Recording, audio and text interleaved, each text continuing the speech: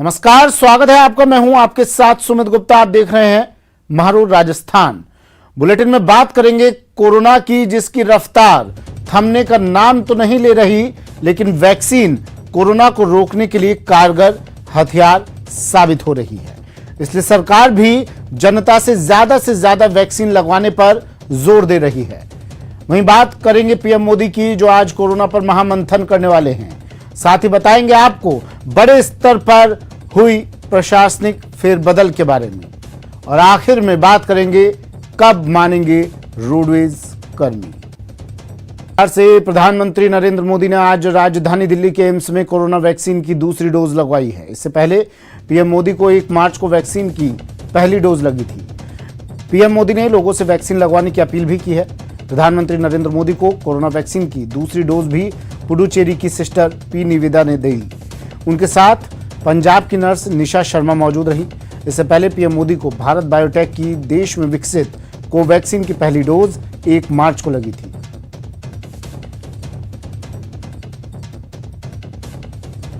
प्रधानमंत्री ने ट्वीट कर लिखा कि आज एम्स में मुझे कोरोना वैक्सीन की मेरी दूसरी खुराक मिली। टीकाकरण हमारे पास वायरस को हराने के कुछ तरीकों में से एक है।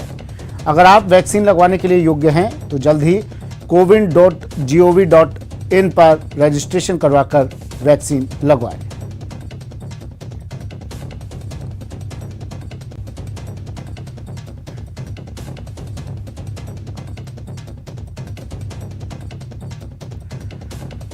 तो दूसरी डोज प्रधानमंत्री नरेंद्र मोदी ने कोरोना की आज ली 1 मार्च को। इससे पहले प्रधानमंत्री को वैक्सीन की पहली डोज लगी थी और आज दूसरी डोज। पता चला कि सर अपनी कोवैक्सीन की सेकेंड डोज के लिए एम्स आ रहे हैं और हमें उन्हें वैक्सीनेट करना है।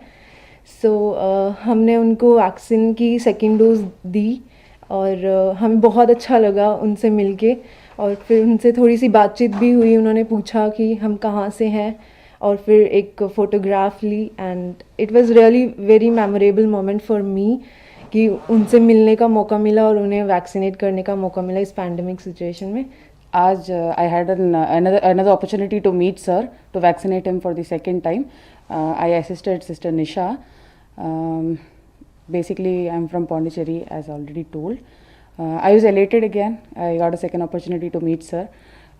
अच्छा लगा, सर से फिर से बातचीत हुई, एक फ़ोटो भी लिए थे हमने। प्रधानमंत्री मोदी ने आज एम्स जाकर कोरोना वैक्सीन का दूसरा डोज दिया है। आपको याद दिला दें कि जो 1 मार्च को जो पहला डोज लिया था वो कोवैक्सीन यानी भारत बायोटेक की वैक्सीन का लिया गया था, और आज दूसरा डोज उसी वैक्सीन का लिया गया है। आपको याद दिला दें कि 1 मार्च के बाद लगातार देश में जो वैक्सीनेशन का जो टीकाकरण का जो प्रक्रिया है वो तेजी से आगे बढ़ी, और अब तक करीब 9 करोड़ लोगों को वैक्सीन दिए जा चुके हैं देश में कुल मिलाकर। और वही माना जा रहा है कि इस दूसरी डोज के बाद भी एक भरोसा बढ़ेगा वैक्सीन को लेकर, और गति आएगी वैक्सीनेशन में। और लगातार ये कहा जा रहा है सरकार की तरफ से कि दोनों भारत में बनी वैक्सीन सुरक्षित हैं। न सिर्फ भारत में बल्कि इनको विदेशों में भी करीब 70 देशों में भेजा जा रहा है इस वैक्सीन को, और भारत में भी इसका इस्तेमाल हो रहा है। तो जाहिर तौर पर एक बड़ा संदेश। और आप ये भी बता दें कि आज जो वैक्सीन दिया गया है पीएम मोदी को, उसमें 2 नर्सेज थी, जिसमें एक पुडुचेरी की पी निवेदा है, जिन्होंने 1 मार्च को भी वैक्सीन दी थी पीएम मोदी को, और दूसरी जो नर्स है वो पंजाब से निशा शर्मा है। उन्होंने भी ये कहा है कि पीएम मोदी से उनको मिलकर काफी अच्छा लगा। और आज सुबह पीएम मोदी, आपको याद दिला दें कि क्योंकि वैक्सीन के 2 डोज के बीच में करीब 4 हफ्ते का अंतराल होना चाहिए, तो हालांकि ये जो है 31 मार्च के आसपास पीएम को लगानी थी वैक्सीन, लेकिन करीब उसके 8 दिन बाद ये वैक्सीन उन्होंने लगवाई, 1 हफ्ता और लेके। तो कहीं ना कहीं माना जा रहा है कि इससे बहुत अच्छा संदेश जाएगा आम जनता के बीच में कि वैक्सीन पूरे से सुरक्षित है। और पीएम मोदी ने भी निवेदन किया है कि जो भी लोग योग्य हैं इस वक्त वैक्सीन लगवाने के लिए, जिसमें 45 साल से ऊपर और 60 साल से ऊपर जितने लोग हैं, बुजुर्ग हैं, वो वैक्सीन जरूर लगवाएं। कोविन ऐप जो सरकार की है, cowin.gov.in, उस पर जाकर रजिस्टर करें और वैक्सीन अवश्य लगवाएं। प्रधानमंत्री मोदी शाम 6:30 बजे सभी राज्यों के मुख्यमंत्रियों से बातचीत करेंगे। आपको ये भी याद दिला दें कि प्रधानमंत्री मोदी लगातार ये कहते आ रहे हैं कि वैक्सीनेशन जरूरी है, और केंद्र की तरफ से भी ये कहा गया है कि किस तरह से वैक्सीनेशन लगाई जा रही है। उसके लिए नए कल भी हमने देखा कि अब कार्यालयों में भी जो 100 से अधिक जो एलिजिबल लोग होंगे उनको वहां पर अनुमति दे दी गई है वैक्सीन लगवाने के लिए। और जाहिर तौर पर एक बड़ा संदेश, और आज ही ये देखा जाएगा, क्योंकि कोरोना की जो सेकेंड वेव है उसमें पहले से भी ज्यादा मामले सामने आ रहे हैं और ये भी कहा जा रहा है केंद्र की तरफ से कि लोग लापरवाही अपना रहे हैं, जिसके चलते मामले बढ़ रहे हैं। और हमने ये भी देखा है कि पिछले 2 दिनों के अंदर बहुत से राज्यों ने या तो वीकेंड लॉकडाउन किया है या नाइट कर्फ्यू की घोषणा की है, जिसमें दिल्ली, महाराष्ट्र, छत्तीसगढ़, तमाम राज्य हैं, इन्होंने कदम उठाए हैं। लेकिन जरूरत इस बात की है कि एक तरफ जहां कदम उठाए जा रहे हैं वहीं वैक्सीनेशन को अनदेखा नहीं किया जा सकता। वैक्सीनेशन के लोग आगे आए, वैक्सीन जरूर लगवाएं, तभी ये लड़ाई हम जीत पाए।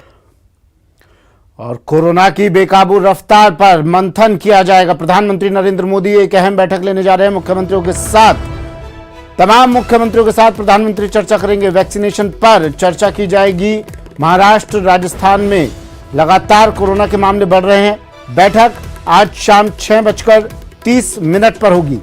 देश में जानलेवा कोरोना वायरस के बढ़ते खतरे पर प्रधानमंत्री नरेंद्र मोदी आज सभी राज्यों के मुख्यमंत्रियों के साथ मीटिंग करेंगे। देश में कोरोना वायरस की रफ्तार बेकाबू हो गई है और नई लहर सबसे बड़ी चुनौती बनकर सामने आई है। देश में पहली बार 24 घंटे के अंदर 1 लाख से ज्यादा कोरोना वायरस के केस दर्ज किए गए हैं। बैठक आज शाम 6:30 पर होगी।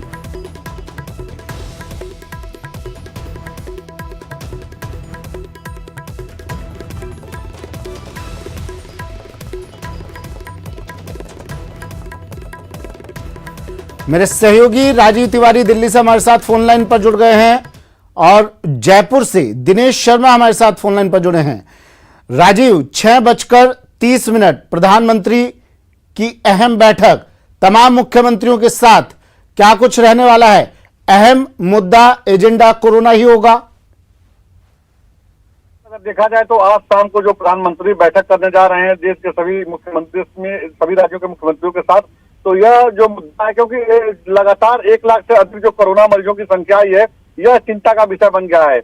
और हाल ही में पिछले दिनों जब बैठक किए थे कैबिनेट सचिव राजीव का, तो उन्होंने स्थिति का आकलन किया था, उसका रिपोर्ट भी सौंपा था। तो अब आगे क्या रोड मैप तैयार किया जाए, किस राज्य में वैक्सीनेशन को लेकर क्या स्थिति है, क्यों मरीजों की संख्या कंट्रोल नहीं हो पा रही है, इन तमाम बिंदुओं पर चर्चा होगी और तमाम जो राज्यों में जो स्थिति है उसकी रिपोर्ट भी मांगेंगे प्रधानमंत्री और सुझाव भी मांगेंगे कि हम लोगों को क्या करना चाहिए इससे। दिनेश, महाराष्ट्र, राजस्थान, कई ऐसे राज्य जहां पर कोरोना तेजी से पांव पसार रहा है, राजस्थान भी उसमें से एक है। पिछली बार प्रधानमंत्री ने तारीफ की थी राजस्थान सरकार की और उन तारीफ के शब्दों को बार बार बताया गया था, कहा गया था। आज क्या रहने वाला है? क्योंकि राजस्थान सरकार कई बार आरोप भी लगा चुकी है, नुमाइंदे कई बार कह चुके हैं कि हमारी कई वैक्सीन की डोज खराब हो गई, हमारे पास कम वैक्सीन की डोज पहुंची है। आज क्या रहने वाला है? राजस्थान में भी तेजी से कोरोना पैर पसार रहा है और कल ही तकरीबन 2800 केस राजस्थान में सामने आए हैं, तो इसे लेकर चिंता है राजस्थान सरकार की भी। और आज मुख्यमंत्री जुड़ेंगे वीसी के जरिए प्रधानमंत्री की अध्यक्षता में, जो शाम 6:30 बजे वीसी होने वाली है उसमें, और राजस्थान के लोगों की जो भावनाएं हैं उनसे प्रधानमंत्री को अवगत सीएम करवाएंगे। बीते दिनों परसों जो है वो पत्र भी सीएम द्वारा लिखा गया था प्रधानमंत्री को और 2 मुद्दे उन्होंने उठाए थे। पहला मुद्दा ये कि एक एकीकृत एसओपी जो है वो जारी करनी चाहिए केंद्र सरकार को, ताकि राज्यों के बीच समन्वय बना रहे। कई मसले ऐसे हैं जो अंतर्राज्यीय हैं और जिन पर अलग अलग राज्यों की अलग अलग रणनीति है कोरोना नियंत्रण के लिए, तो उसे लेकर असमंजस जैसी स्थितियां बनी हुई है। राज्यों में समन्वय का अभाव है, जिसके चलते कई तरह की दिक्कतें आ रही है। तो एक एसओपी जो है वो स्टैंडर्ड ऑपरेशन प्रोसीजर अगर समान होगा सभी राज्यों के लिए, तो वो दिक्कत दूर हो पाएगी।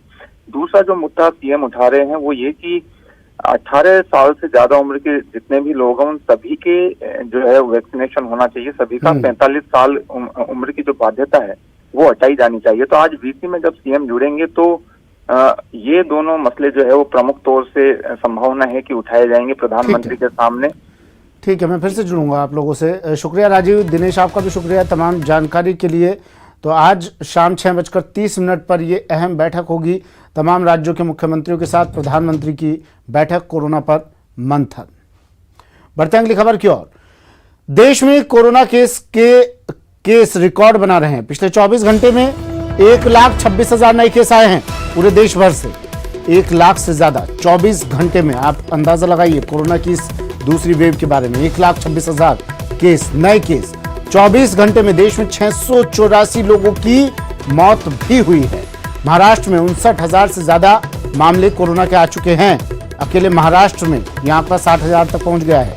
देश में कुल 9,05,021 एक्टिव केस है।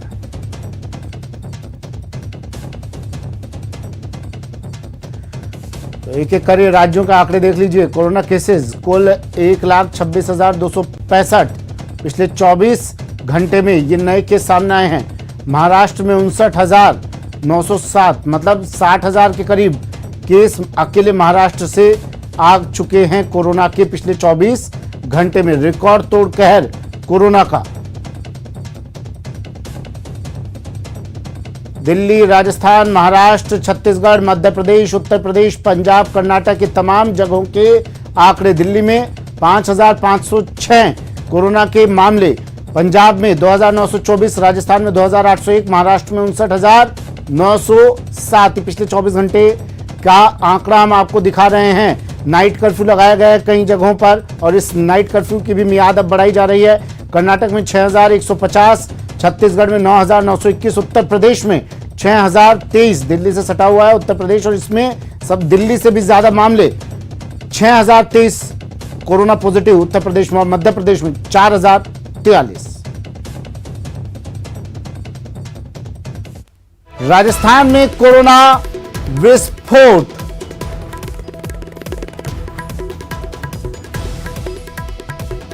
राजस्थान में लगातार बढ़ते मामले कोरोना के। 2,801 नए कोरोना केसेस मिले हैं। कोरोना से 12 लोगों की यहां मौत हो चुकी है। मरुधरा में, जयपुर में सबसे ज्यादा 551 केस अब तक सामने आ चुके हैं। एक्टिव मरीज 18,000 के पार। जिलेवार ये आंकड़ा देख लीजिए। जयपुर में 551, उदयपुर में 410, जोधपुर में 326, कोटा में 210, भीलवाड़ा में 185 कोरोना के मामले।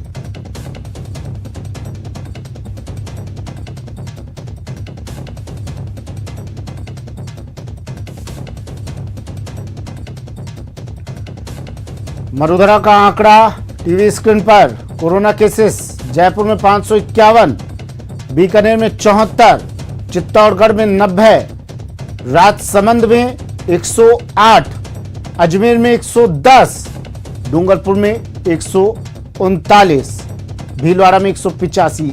एक एक जगह का आंकड़ा देख लीजिए। लगातार इन मामलों में कमी होती हुई नहीं दिखाई दे रही है। हर जगह कोरोना केसेस बढ़ते हुए। और ब्रेक के बाद स्वागत है खबर दौसा से। दौसा के महुआ में पुजारी की मौत मामले को लेकर ग्रामीण पिछले 6 दिनों से धरना दे रहे हैं। 7 दिन बाद भी पुजारी का अंतिम संस्कार नहीं हुआ है। राज्यसभा सांसद डॉक्टर किरोड़ी लाल मीणा के नेतृत्व में सैकड़ों ग्रामीण धरना प्रदर्शन कर रहे हैं। बुधवार की रात भी धरना स्थल पर सांसद किरोड़ी मीणा सहित ग्रामीण मौजूद रहे। पिछले 6 दिनों के धरने के दौरान प्रशासन से करीब 1 दर्जन वार्ताओं के बावजूद भी अभी धरना खत्म नहीं हुआ है। सांसद किरोड़ी मीणा का कहना है कि पुजारी की जमीन की षड्यंत्र रचकर रजिस्ट्री करवाने वाले आरोपियों की गिरफ्तारी और मंदिर माफी जमीन पर बनी दुकानों को ध्वस्त करने की कार्रवाई के बाद ही धरना समाप्त किया जाएगा। पुजारी शंभू शर्मा की 2 अप्रैल को मौत हो गई थी।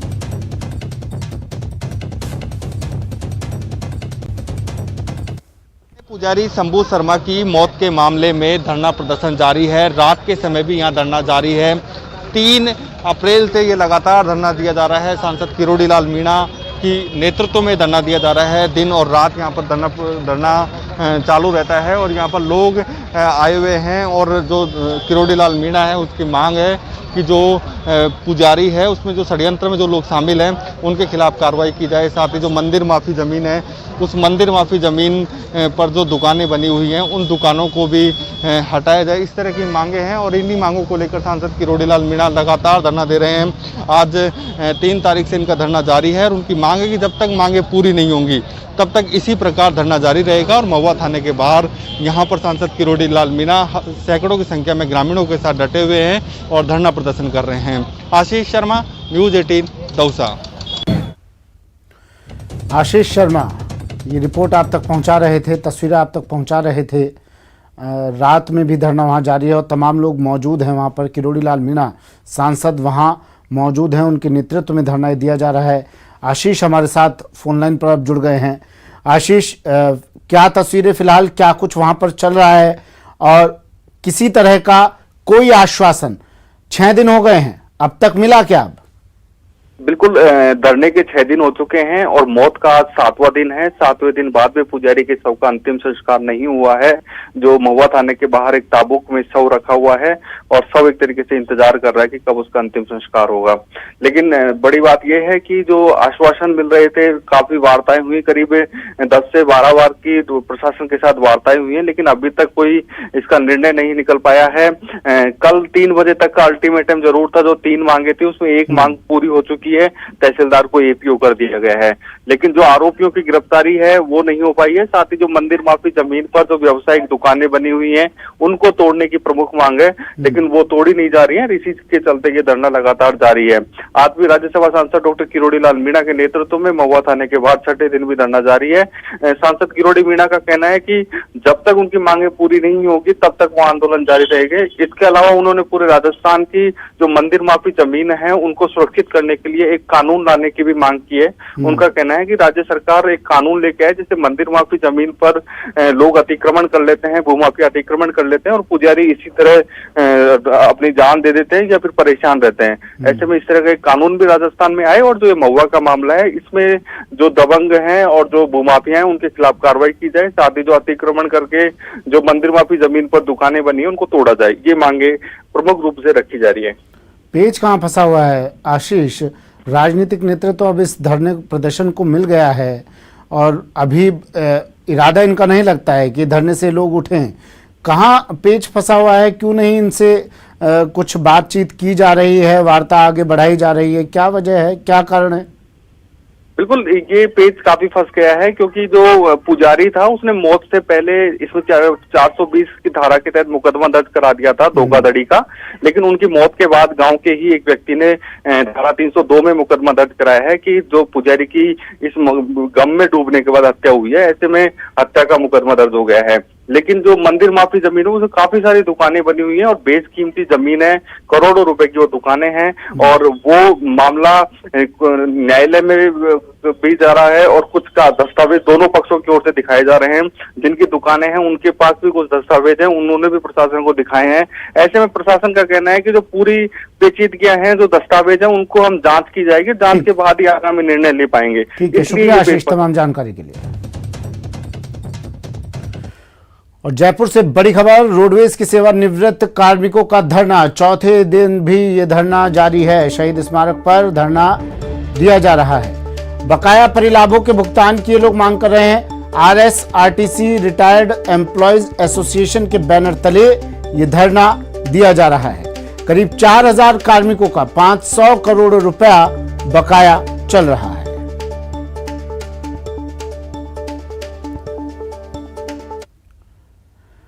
और बड़ी खबर, ब्यूरोक्रेसी में बड़ा प्रशासनिक फेरबदल, 67 IAS अधिकारियों के तबादले किए गए हैं। 8 जिलों के कलेक्टर भी बदले हैं। जयपुर के संभागीय आयुक्त समित शर्मा का तबादला कर दिया गया है।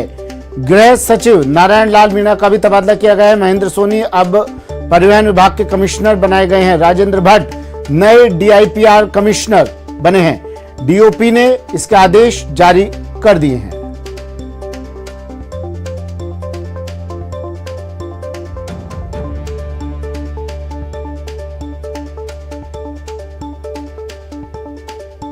बड़ी खबर टीवी स्क्रीन पर, तबादले IAS अधिकारियों के 67 IAS के तबादले, किन किन के तबादले किए गए हैं ग्राफिक्स के जरिए टीवी स्क्रीन पर देखिए। 8 कलेक्टर भी बदले हैं। महेंद्र सोनी अब परिवहन विभाग के कमिश्नर बनाए गए हैं। रेणु जयपाल प्रतापगढ़ की कलेक्टर बनाई गई हैं। हरदेश कुमार बाड़मेर के कलेक्टर बनाए गए हैं। 8 कलेक्टर, वो नाम जिनको बदला गया है, जिनका तबादला किया गया है। ताराचंद मीणा चित्तौड़गढ़ के कलेक्टर, मेघराज सिंह रत्नू को भी बदला गया है, उनकी जगह बदली गई है। 2 संभागीय आयुक्त भी बदले हैं। नारायण लाल मीणा का भी तबादला हुआ है। समित शर्मा का भी तबादला किया गया है। संभागीय आयुक्त समित शर्मा का भी तबादला और 8 जिलों के कलेक्टर भी बदले गए हैं।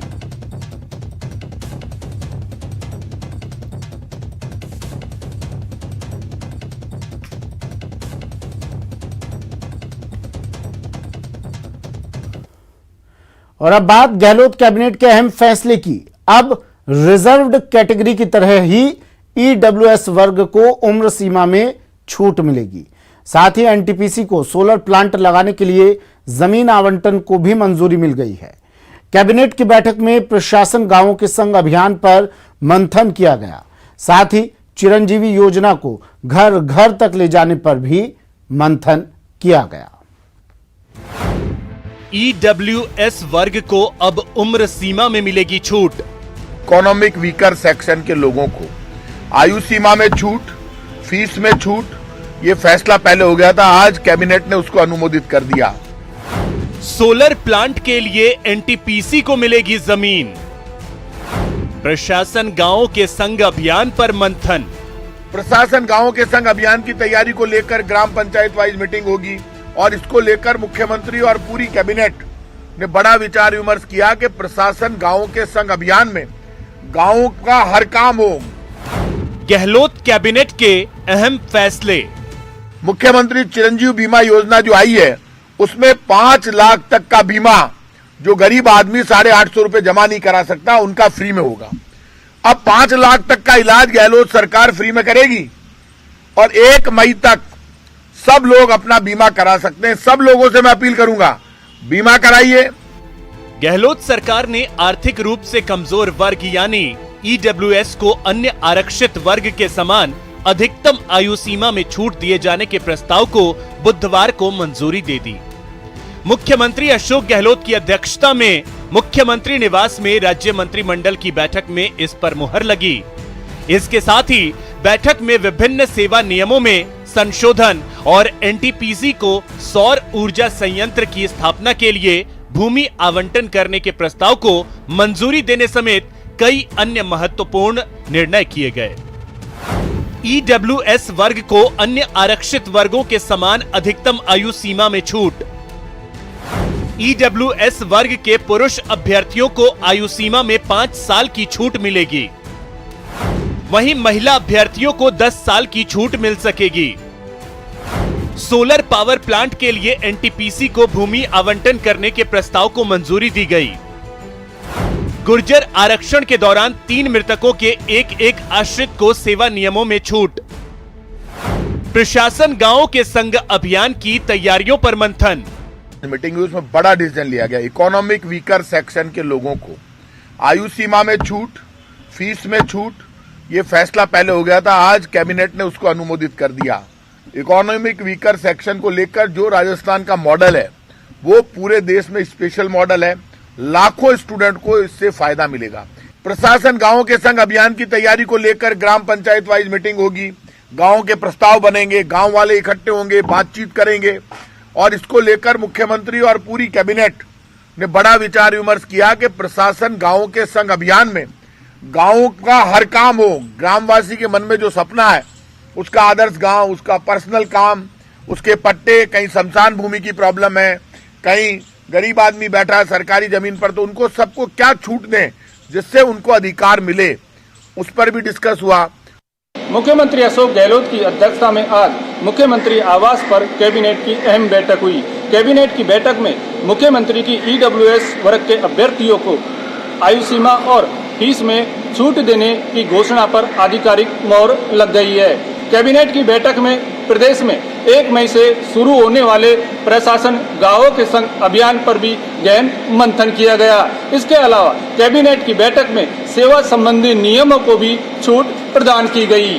प्रेम मीणा, न्यूज 18, जयपुर। चलिए, वक्त एक ब्रेक का है। ब्रेक के बाद दिखाएंगे अस्पताल में आग का तांडव।